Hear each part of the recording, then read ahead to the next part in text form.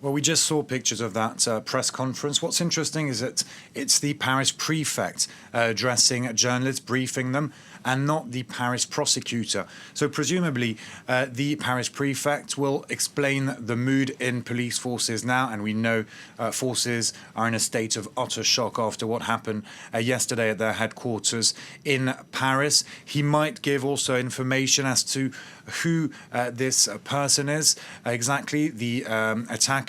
We do know that it's an unstable character, obviously, who committed this attack. Regarding the inquiry, one very important element is his wife being auditioned, interrogated by police forces. It began last night after the attack, and now we've just learnt that it's going to be extended by another 24 hours. So the wife of the 45-year-old will have spent in total 48 hours with police forces. Of course, she is urged to give as much information as possible. She's already said that he had some incoherent words the night before the attack, that he also was hearing voices. The 45-year-old is 70% deaf. He is believed to have felt victimized by his superiors, not recognized for his work. And some police union representatives are saying that it's likely that he acted in a moment of madness. But I think you're absolutely right in saying that investigators aren't ruling out anything. They haven't ruled out the possibility of a terrorist attack or of a moment of madness.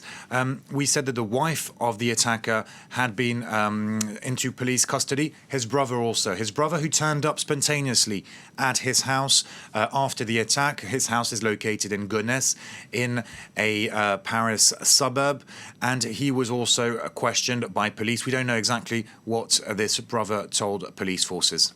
Clovis, you've mentioned there his motives, but what happens next as we go ahead with this inquiry? Well, the inquiry's still ongoing, of course. Nothing's been ruled out, but some elements, some information is being released slowly but surely, notably by police sources. We do know that the 45-year-old was an IT assistant working in the police intelligence unit, so a very sensitive unit in the Paris police headquarters. We know that he's 45, he has 2 children, and also that he converted to Islam 18 months ago.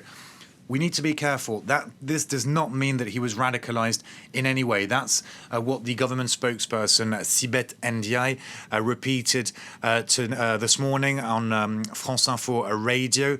The authorities keen not to stoke any fears, not to speculate. They want to stick to the facts in this highly sensitive context.